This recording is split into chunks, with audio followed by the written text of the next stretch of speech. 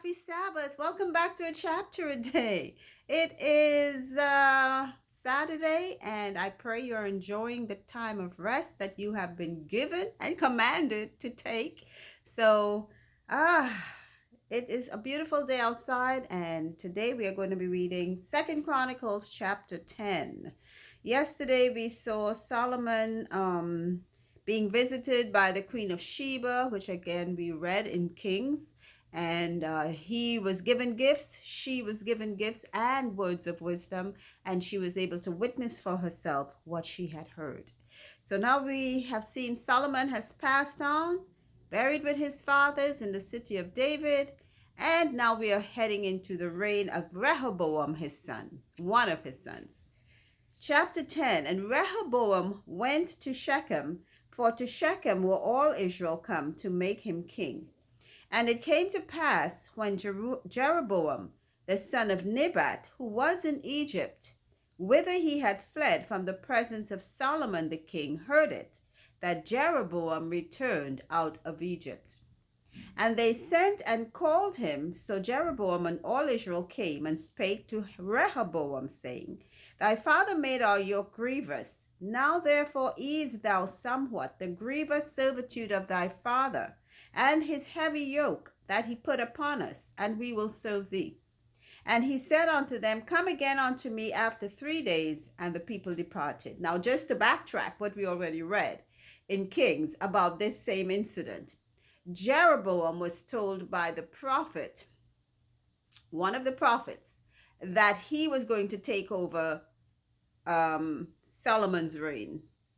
Solomon heard about it, and he wanted to kill Jeroboam. Jeroboam fled to Egypt for sanctuary, and when he heard that Solomon had died, he returned to Jerusalem to petition Rehoboam, Solomon's son, to allow them to serve him and to make things easier for them, because Solomon may have, been hard on them after he heard that it was prophesied that Jeroboam would take over his kingship. So let's hear what happens.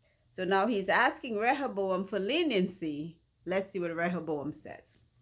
Verse 6. And King Rehoboam took counsel with the old men that had stood before Solomon his father while he yet lived, saying, What counsel give ye me to return answer to this people?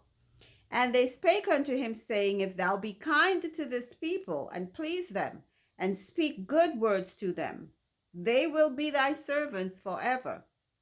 But he forsook the counsel which the old men gave him, and took counsel with the young men that were brought up with him, that stood before him.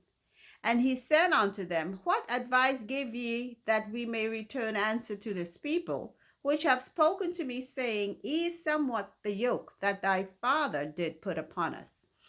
And the young men that were brought up with him spake unto him, saying, Thus shalt thou answer the people that spake unto thee, saying, Thy father made our yoke heavy, but make thou it somewhat lighter for us. Thus shalt thou say unto them, My little finger shall be thicker than my father's loins.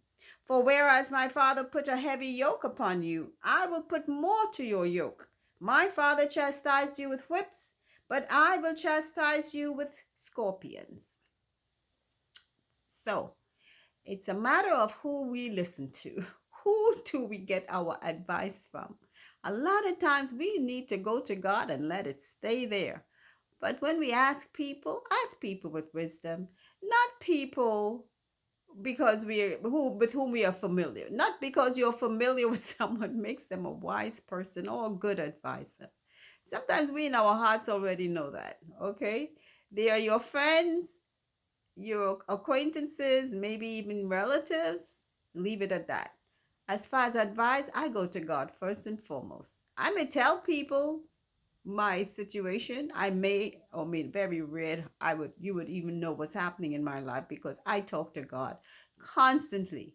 First and foremost, and maybe only, because I really prefer to get answers rather than suggestions. But he is listening to the old men first, who were advisors to his father. Then he listened to the young men who were friends of his. And his friends told him, put more burdens on them. Don't go easy on them. Tighten it up even more. And let's see what he does. Verse 12. So Jeroboam and all the people came to Rehoboam on the third day as the king bade, saying, come again to me on the third day.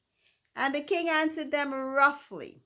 And King Rehoboam forsook the counsel of the old men. Now the old men were saying, you know what? Be lenient with them and let them serve you. The younger men said, no, go tougher with them and they will maybe respect you even more. So he went with the younger men. Okay. So he's answering them roughly. And verse 14. And answered them after the advice of the young men, saying, my father made your yoke heavy, but I will add thereto. My father chastised you with whips, but I will chastise you with scorpions. So the king hearkened not unto the people, for the cause was of God, that the Lord might perform his word, which he spake by the hand of Ahijah the Shilonite to Jeroboam the son of Nebat. And when all Israel saw that the king would not hearken unto them, the people answered the king, saying, what portion have we in David? And we have none inheritance in the son of Jesse. Every man to your tents, O Israel. And now, David, see to thine own house. So all Israel went to their tents. But as for the children of Israel that dwelt in the cities of Judah, Rehoboam reigned over them. Then King Rehoboam sent Hadoram, that was over the tribute, and the children of Israel stoned him with stones, that he might die, that he died. But King Rehoboam made speed to get him up to his chariot to flee to Jerusalem. And Israel rebelled against the house of David unto this day. Now remember, God had united Israel and Judah with David. David's reign after Saul died, all of Israel came together. And he already had Judah because he was of the tribe of Judah. So they were already accepting him as king. And then all the other tribes came and said, we will accept you as king. But because of that wrongdoing of Solomon with idolatry, God brought this to pass upon the house of David. So now that kingdom that was already joined is now going to be separated again. So Jeroboam is going to take the 10 tribes of Israel, or has took the 10 tribes of Israel with him. And Rehoboam, Solomon's son, is going to be left with Judah, which is like a half, 1.5 tribe. And that's it for the reading for today. Again, these are all recounts. We have read this prior. And that's it. The separation of the tribes. 10 to Jeroboam, 2 to Rehoboam.